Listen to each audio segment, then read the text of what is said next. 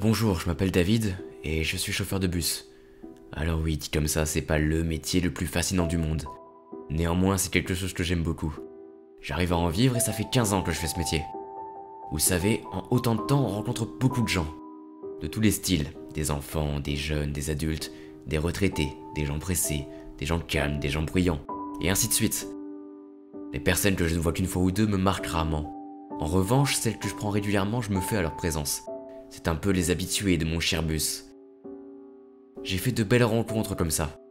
Vous savez, je suis quelqu'un de plutôt extraverti, alors il m'arrive souvent de parler aux passagers. J'aime bien savoir un peu où ils vont, ce qu'ils font dans la vie. Enfin, malgré tout, il faut savoir une chose. Je fais très bien mon travail. Toujours à l'heure, à tous les arrêts, en 15 ans de métier, même si je fais la conversation avec mes passagers. Enfin, du moins, ceux qui sont ouverts à discussion. Je comprends parfaitement les gens timides et qui préfèrent rester dans leur coin. C'est dans leur droit après tout. Mais je m'égare un peu. Je reprends. Donc il m'arrive de discuter avec certains passagers. Certains deviennent des habitués et c'est un réel plaisir de parler avec eux. En plus, ce qui est intéressant, c'est qu'il y a des métiers de toutes les professions. Donc les sujets de conversation sont assez vastes. Tiens, par exemple, pendant une longue période, j'ai eu un jeune policier comme passager. Je me rappelle encore de notre première rencontre.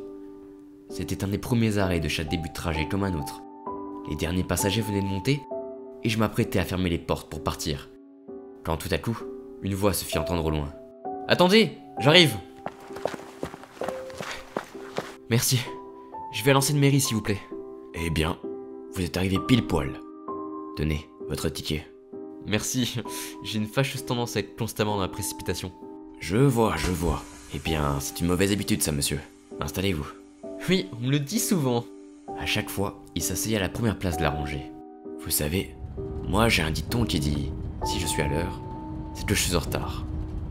Si je suis en avance, c'est que je suis à l'heure. Et si je suis en retard, c'est que je suis viré. » Ah, sympa comme dicton. Faudrait que je l'applique un jour. 12 ans que j'applique cette règle et elle marche parfaitement. Jamais un retard.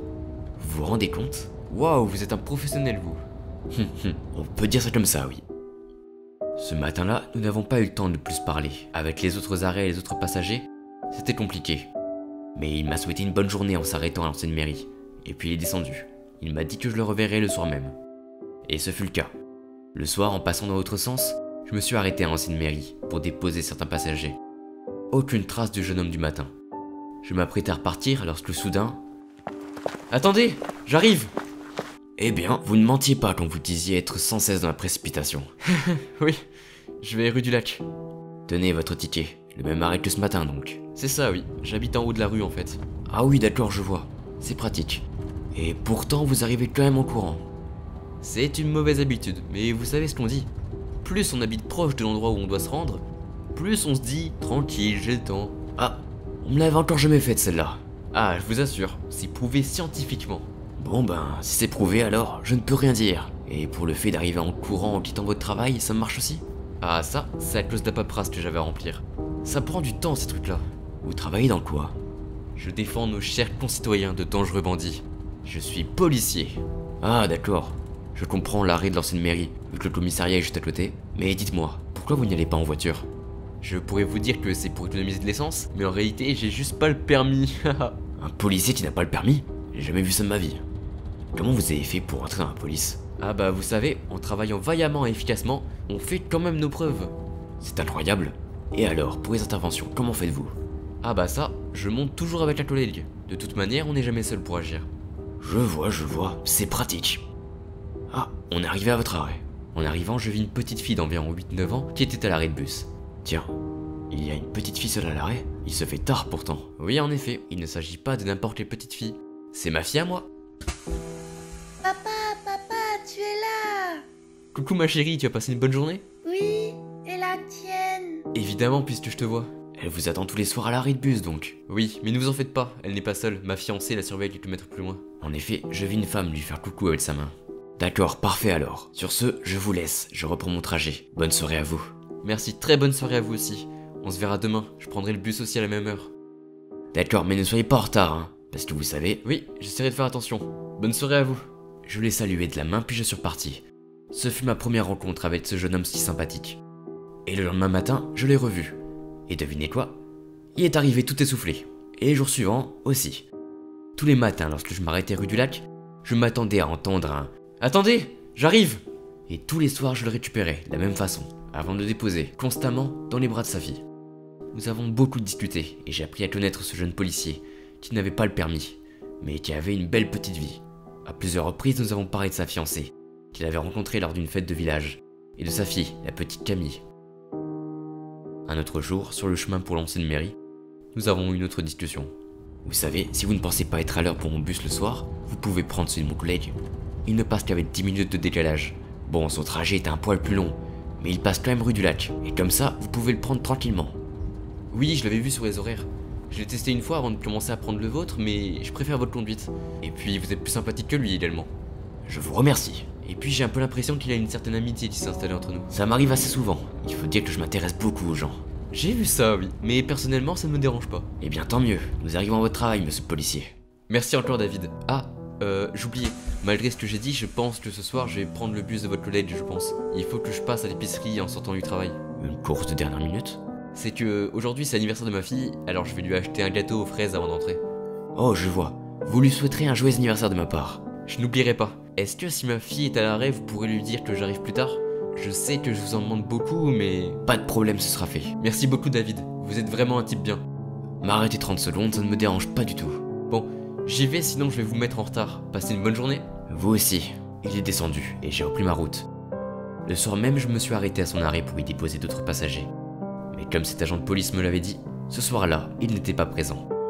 En passant rue du Lac, je vis sa gamine à l'arrêt de bus. Je me suis donc arrêté et j'ai ouvert les portes. Bah, monsieur, il est où mon papa? Ton papa arrive plus tard. Il allait te chercher une surprise pour ton anniversaire. Ah, c'est vrai? Promis? Oui, promis. Ne prends pas froid. Rejoins ta maman. Et encore joyeux anniversaire, ma petite. Merci, monsieur. Au revoir, monsieur. Je la vis s'éloigner. On dirait le son de la femme habituelle un peu plus loin.